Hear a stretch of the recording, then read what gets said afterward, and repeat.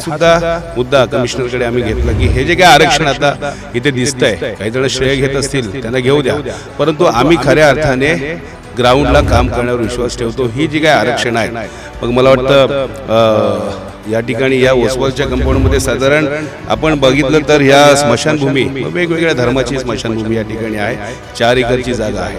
हॉस्पिटलसाठी 2 acre, त्याचनंतर शाळेसाठी 2 acre आणि मैदानासाठी 4 एकरची जागा अवेलेबिलिटी आहे. तर या ठिकाणी योग्य पद्धतीने हा प्रस्ताव हे सर्व बनवले गेले पाहिजेत आणि ते प्रस्ताव हे कोणत्याही परिस्थितीमध्ये सदोष असता कामा नयेत. चांगल्या पद्धतीने कसे प्रस्ताव बनवून घेण्यासाठीचा जो काही पाठपुरावा आहे तुम्ही स्वतः आणि निधी शिंदे आम्ही 100% करणार आहोत. नमस्कार, आप सभी दर्शकों का CNU चैनल में स्वागत है। इस वक्त मौजूद है मुंबई के वासी नाका में। हमारे पीछे की तस्वीर मैं आपको पहले दिखा दूं, एक नवाब मलिक और सना मलिक का बैनर लगा हुआ है जो इस वक्त अजीत पवार गुट में, राष्ट्रवादी कांग्रेस पार्टी अजीत पवार गुट में, और इसमें लिखा हुआ है ओसवाल कंपनी का जो कंपाउंड है उसके अंतर्गत से इन्होंने रोड का पास किया है, इसके लिए इन्होंने फॉलोअप किया है।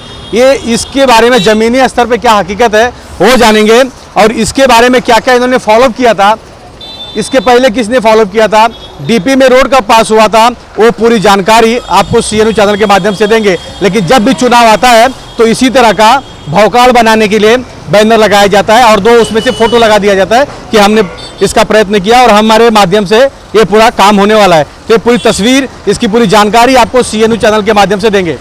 आपने देखा कि नवाब मलिक और सना मलिक ने जिस तरह पूरे अड़ुशक्ति नगर विधानसभा के अंतर्गत सभी सर्कल और चौराहे पर बैनर लगाया है, ओसवाल कंपाउंड के अंतर्गत जो प्रोजेक्ट आ रहा है, वो जो प्रोजेक्ट का अगर सबसे बड़ा अगर श्रेय किसी को जाता है तो कोर्ट को जाता है, क्योंकि कोर्ट में ये पूरा मामला था, कोर्ट ने आदेश दिया, उसके बाद महानगर पालिका ने इस प्रोजेक्ट पर काम किया है। ओसवाल कंपाउंड की इस वक्त अंदर है हम लोग, और ये यहाँ की तस्वीर आप देख सकते हैं कि ये ग्राउंड लेवल की जो तस्वीर है वो हम आपको दिखा रहे हैं, क्योंकि आपको पोस्टर बैनर में दूर से देखने में समझ में नहीं आएगा, इसलिए हम ग्राउंड पे आए हैं, उस कंपाउंड के अंदर आए हैं जहां पर इस पूरे प्रोजेक्ट को बनाया जाएगा। गार्डन हो, सेमेट्री हो, या बच्चों के खेलने के लिए जगह हो, या हिंदू शमशान भूमि हो, इस तरह की सभी तरह की जो प्रोजेक्ट कोर्ट के आदेश पर मुंबई महानगर पालिका देने वाली है, और उसके साथ साथ में भारत नगर को जोड़ने वाला एक रोड देने वाला है कि भारत नगर के जो लोग हैं एक छोटे गली से घूमते हुए बाहर रोड की तरफ आते थे।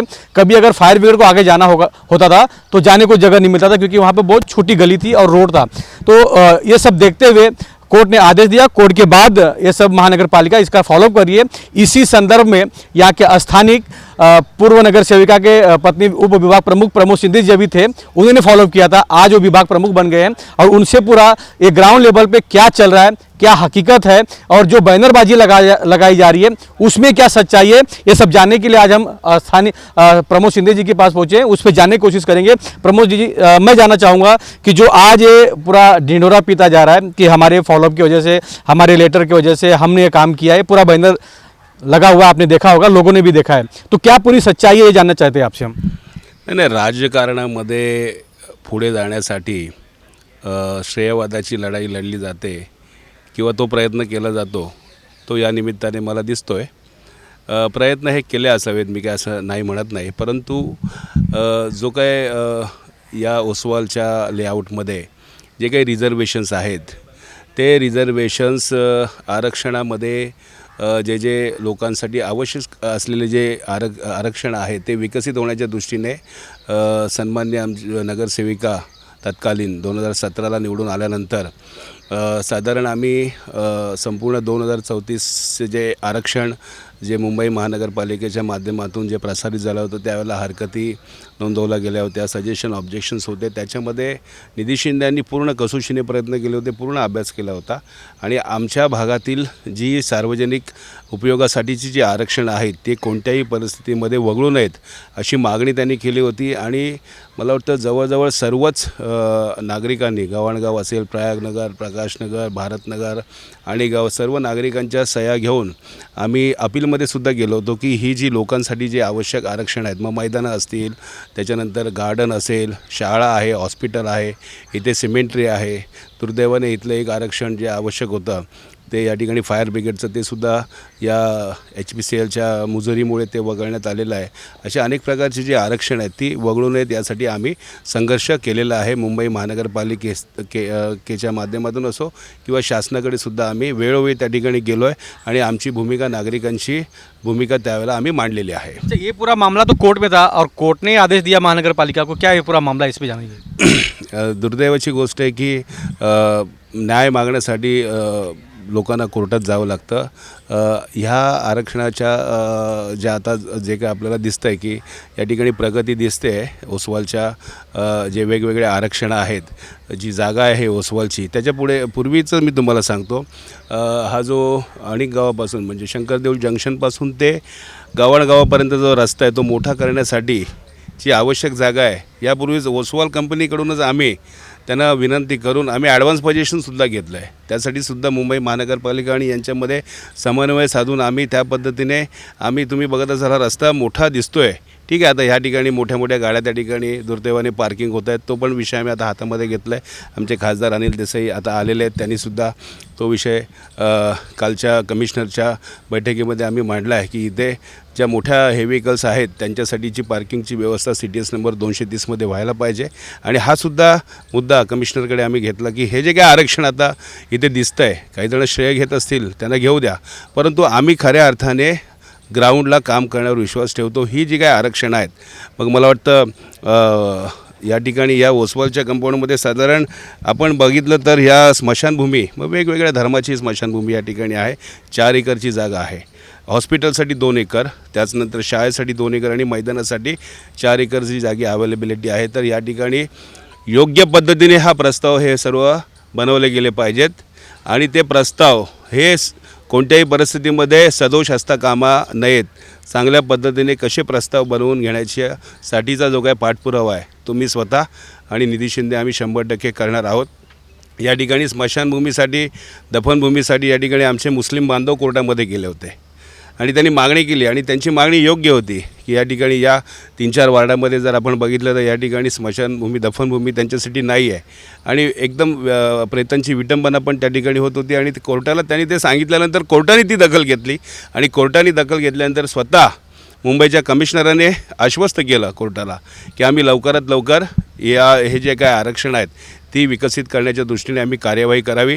मी मुंबई महानगरपालिकेला विनंती केलेलीच आहे की 4 एकर जागा असल्यामुळे या ठिकाणी मुस्लिम समाजाची जी मागणी आहे ती पूर्ण करायलाच हवी, परंतु त्याच्याबरोबर इतर जे समाज आहेत म्हणजे लिंगायत असतील, ख्रिश्चन असतील, काही हिंदू प्रथा परंपरा आहेत ते दफन करतात आणि त्याच्याबरोबरच इथे प्रकल्पग्रस्त जे आहेत ते यांची जी संख्या आहे ती हजारांच्या पटीने म्हणजे शेकडोंच्या पटीने इथे वाढत चाललेली आहे. तीसुद्धा मागणी लक्षात घेता या ठिकाणी हिंदू स्मशानभूमीसुद्धा होण्याच्या दृष्टीने ती छोटी का होईना, परंतु इथला जो विष्णुनगरचा भाग असेल, प्रयागनगर असेल, प्रकाशनगर असेल, गव्हाणगाव असेल, त्यांच्यासाठी इथे या ठिकाणी हिंदू पद्धतीने अंतिम संस्कार करण्यासाठी सुद्धा व्यवस्था करण्याच्या दृष्टीने प्रस्ताव आपण बनवावा अशी विनंती मी त्यांना केलेली आहे. अच्छा, डीपी में एक रोड और था जो विष्णुनगर से भारतनगर होते हुए इस जो नया रोड बनने वाला इसको ज्वाइन होने वाला था, उस रोड का क्या हुआ? उसके लिए क्या किसने फॉलोअप किया? क्योंकि सुनने में तो यार है कि वो रोड अब बनेगा नहीं. नाही, मी तर या गोष्टीचा निषेध करतो. HPCL कंपनी, HPCL ही नेहमी या ठिकाणी ठीक आहे, ती एक कंपनी आहे, राष्ट्रीय कंपनी आहे, आम्ही त्यांच्याबरोबर आदर व्यक्त करतो, परंतु आजूबाजूला या परिसरामध्ये या केंद्रीय कंपनी असल्यामुळे त्यांची मुजरी वाढत चाललेली आहे. विष्णुनगर विष्णुनगरच्या लोकांनासुद्धा या ठिकाणी या आरक्षणामध्ये एक रस्ता दर्शवला होता, परंतु त्यांनी त्या ठिकाणी आम्ही निधी शिंदे यांनी वारंवार त्याला विरोध केला, परंतु लोकप्रतिनिधी आणि त्यातल्याच मुंबई महानगरपालिकेच्या काही मर्यादा असतात त्याच्यामुळे आमचा आवाज हा पुढे पोहोचू शकला नाही. वास्तविक पाहता हे आमदारांनी आणि खासदारांनी त्या ठिकाणी तो आवाज उचलायला पाहिजे होता आणि तो विष्णुनगरसाठीचा सुद्धा रस्ता होणे अपेक्षित होतं, परंतु दुर्दैवाने आमच्या माहितीप्रमाणे आम्ही फाईट केली, आम्ही लोकांसाठी लढाई लढली, परंतु आमचा आवाज कमी पडला आणि त्या ठिकाणी आम्हाला यश आलं नाही. परंतु तो विष्णुनगरचा रस्ता त्या ठिकाणी डिलीट झालेला अशी माहिती मिळते. तो जर झाला असता तर विष्णुनगरच्या लोकांना ज्योतिनगरपर्यंत न येता थेट याच मार्गाने ते डायरेक्ट इथे शंकर देऊळपर्यंत ते आले असते. अच्छा, ये जो नया डीपी रिमार्क में जो रोड दिख रहा है और 3 गार्डन दिख रहा है, स्कूल दिख रहा है, बीएमसी हॉस्पिटल दिख रहा है, तो इससे लोगों को कितना सुविधा यहाँ के लोगों को होगा? और 100% या ठिकाणी लोकांची गरजच आहे आणि त्या दृष्टीनेच मुंबई महानगरपालिकेने आराखडा बनवला होता आणि वेळोवेळी मुंबई महानगरपालिका लोकांच्या हरकती मागवत होते आणि त्या ठिकाणी सूचना मागत होते. आम्ही नगरसेवक म्हणून आम्हाला उशिरा संधी मिळाली, 2017च्या नंतर आम्ही आलो. परंतु आल्यानंतर मात्र जे आम्हाला जी काय म्हणजे ज्ञान आम्हाला मिळालं, आम्ही अनेक लोकांना विचारलं या ठिकाणी आणि त्यासाठी आम्ही मात्र पाठपुरावा केला. या ठिकाणी गार्डन असेल, मैदान असेल, शाळा असेल, त्याचनं आता स्मशानभूमी आहे, रस्ता आहे, रस्ता 2 या ठिकाणी भारतनगरला जाणारा 2 रस्ते या ठिकाणी ह्या आतल्या भागामध्ये सुचवलेले आहेत. परंतु ते रस्ते पूर्ण होण्याच्या दृष्टीने सुद्धा आम्ही पाठपुरावा करणार आणि रस्ते हे भारतनगरला ज्यावेळेला जोडले जातील त्यावेळेला तिथे आतल्या लोकांना त्या ठिकाणी किती जणं, मला आठवतं की ज्यावेळेला हा मुद्दा निधी शिंदे यांनी ज्यावेळेला सभागृहामध्ये मांडला होता त्याचे संपूर्ण डॉक्युमेंटेशन एव्हिडन्स आमच्याकडे आहेत. त्यावेळेला आम्ही DMCच्या आदेशानुसार या ठिकाणी आतमध्ये येऊन आम्ही सर्वे केला होता. भारतनगरमध्ये आम्ही गेलो होतो. हा रस्ता बनल्यानंतर किती लोक त्याच्यामध्ये बाधित होतील त्याची आकडेवारी, त्याचा टोटल स्टेशन सर्वे, त्याचं डिमार्केशन हे सर्व करण्याच्या दृष्टीने आमचे प्रयत्न हे सुरू होते. परंतु असो त्यावेळेला ते झालं नाही. परंतु मान्य उच्च न्यायालयाच्या आदेशाने आता जो काय आदेश आहे त्याची अंमलबजावणी लवकर होण्याच्या दृष्टीने जे काय आवश्यक आहे, मग टोटल स्टेशन सर्वे असेल, डिमार्केशन असेल, त्याच्यानंतर यांचा जॉईंट सर्वे असेल, या ओसवालला पण कुठे जर मदत लागली या दृष्टीने, कारण तर अधिकारी म्हणजे कधी ते झारीतले शुक्राचार्य कधी असतात, त्याच्यामुळे काही कामं जी लवकर होणे अपेक्षित असतं ते होत नाही. तर जिथे काही गरज लागेल तिथे निधी शिंदे, मी, आता आमच्या जोडीला आमचे नेते, शिवसेना नेते खासदार अनिल देसाई आले. त्याच्यामुळे आता मला वाटतं जास्त जी काही लढाई आणि जास्त संघर्ष करण्याची मला वाटतं आवश्यकता वाटत नाही, कारण त्यांचं काम एवढं मोठं आहे, त्यांचं नाव एवढं मोठं आहे की त्यांचा अनुभव आम्हाला सातत्याने येत आहे. जी हाँ, तो आप देख सकते हैं कि ये DP रिमार्क है और इसमें क्या क्या पूरा यहाँ पर आने वाला है. और सबसे बड़ा प्रमोद सिद्धि ने कहा है कि कोर्ट ने जो आदेश दिया महानगर पालिका को और महानगर पालिका के कमिश्नर ने इस पर संज्ञान में लेते हुए पूरा यहाँ पर जायज़ा लिया और उस पूरा प्लॉट आप सामने देख सकते हैं. और वहाँ पर बच्चों के लिए स्कूल, प्लेग्राउंड और गार्डन, हॉस्पिटल, ये पूरी चीज़ यहाँ पर बनाई जाएगी. और जो रोड है भारतनगर को जोड़ने वाला उसके ठीक बाजू से जाएगा और ऊपर जो भी झोपड़पट्टी बाधित होंगे जो उस रोड के अंतर्गत में आएंगे उनको कहीं शिफ्ट किया जाएगा या उनको घर के बदले घर कहीं दिया जाएगा, ऐसा प्रमोद सिंधे जी का कहना है. लेकिन पूरे अड़ुशक्ति नगर में जो बैनर लगाया गया है, मुद्दा वही है कि श्रेय लेने का काम किया जा रहा है. लेकिन कुछ मुस्लिम समाज के लोग कोर्ट में गए और उन्होंने कब्रिस्तान की मांग की थी और कोर्ट ने इसके ऊपर आदेश दिया था, लेकिन श्रेय कोई और ही लेने की कोशिश कर रहा है. तो ये पूरा मामला जो है मैंने आपको दिखाया, क्योंकि इस वक्त हम ज़मीनी स्तर पे, यानी जहाँ पर ये काम होने वाला है, जहाँ से रोड बनने वाला है, उस जगह पे खड़े हैं. कैमरामैन प्रवीण के साथ राज Pande, CN news, Mumbai, वासीनाका.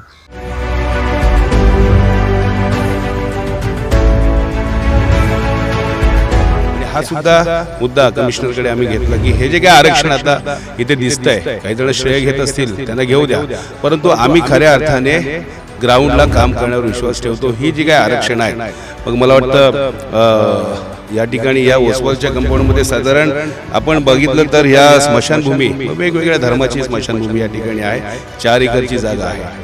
हॉस्पिटलसाठी 2 acre, त्याचनंतर शाळेसाठी 2 एकर आणि मैदानासाठी 4 एकरची जागी अवेलेबिलिटी आहे. तर या ठिकाणी योग्य पद्धतीने हा प्रस्ताव हे सर्व बनवले गेले पाहिजेत आणि ते प्रस्ताव हे कोणत्याही परिस्थितीमध्ये सदोष असता कामा नयेत. चांगल्या पद्धतीने कसे प्रस्ताव बनवून घेण्यासाठीचा जो काही पाठपुरावा आहे तो मी स्वतः आणि निधी शिंदे आम्ही 100% करणार आहोत.